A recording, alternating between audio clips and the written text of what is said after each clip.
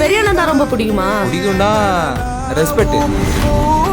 இப்போ நான் என்ன பண்ணிட்டேன் சேகர்? நான் இவ்வளோ டென்ஷன் ஆகிட்டு போறா?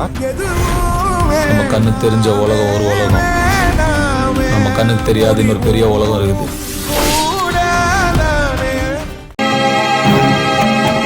இப்போ போய் அவளை வேலைக்கு அனுப்புறதுல எனக்கு சுத்தமா உடன்பட கிடையாது. அவளுக்கு ஒரு நல்ல இடமா பார்த்து கல்யாணம் பண்ணி வைக்கலாம். டே, நான் மாசம் மாசம் சம்பளம் வாங்கினதும் நேரா கொண்டு வந்து உன் கையிலேயே கொடுத்துறேன்டா. தயவு செஞ்சு என் ஆசையில மண்ணை அள்ளி போட்டுறாத. எனக்கு கல்யாணத்தை பத்தி எல்லாம் சுத்தமா ஐடியாவே இல்ல. நீ ஏன் கல்யாணத்துக்கு தயங்குறன்னு எனக்கு தெரியுது. முன்ன பின்ன தெரியாதவங்க வீட்டுல எப்படி போய் வாழ்றது தானே உன்னோட தயக்கம். அதுக்கு என்கிட்ட ஒரு சொல்யூஷன் இருக்கு. கல்யாணத்துக்கு அப்புறம் நாமெல்லாம் ஒரே வீட்டுல ஒரே குடும்பமா தான் இருக்க போறோம். ஆனா பெங்களூர்ல இல்ல, ஹைதராபாத்ல.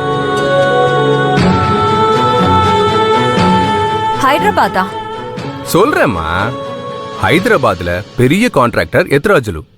அவருக்கு ஒரு பொண்ணு ஒரு பையன். அவர் கொள்கை என்னன்னா பொண்ணு கொடுத்து பொண்ணு எடுக்கிறது தான். என் ப்ராஜெக்ட் லிஸ்ட்ல அந்த பொண்ணு இருக்கா. நாம செட்டில் ஆகணும்னு நினைக்கிறோமே, நம்ம தங்கச்சிக்கு நம்மளால முடிஞ்சது ஏதாவது செய்யலான்னு கொஞ்சம் யோசிச்சு அந்த குடும்பத்தை பத்தி நான் விசாரிச்சேன். காரு, பங்களா, காம்ப்ளெக்ஸ் வாடகைன்னு மாசம் லட்சக்கணக்கில் அவங்களுக்கு வருது. சொத்து மதிப்பு மட்டும் 25 கோடி ரூபாய் தேரும்னு நம்பிக்கையான வட்டாரத்துல இருந்து வந்த தகவல். ஆக்சுவலா மிடில் கிளாஸ் ஃபேமிலி தான். ஏண்டா 25 கோடி ரூபாய் சொத்து இருக்கிறவங்க உனக்கு மிடில் கிளாஸா? மா, நம்ம ப்ராஜெக்ட்ல 50, 70, 100 கோடின்னு நிறைய இருக்கு.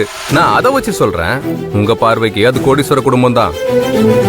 ஒண்ணு கலர் கம்மி, உயரம் கூட சுமார் தான், பர்சனாலிட்டி கம்மி தான். ஆனா ஒண்ணு, அவ அண்ணன் பார்க்க நல்லா இருக்கான். அதான் நர்மதாவுக்கு ஒரு நல்லது நடந்தா சரின்ட்டு நான் காம்ப்ரமைஸ் ஆயிட்டேன். உன்னோட பாசம் எல்லாம் எனக்கு நல்லாவே தெரியும். நீ எதையாவது பண்ணி தொலை, ஆனா என்ன இதுல இழுத்து விடாத. நான் இப்பவே சொல்லிட்டேன்.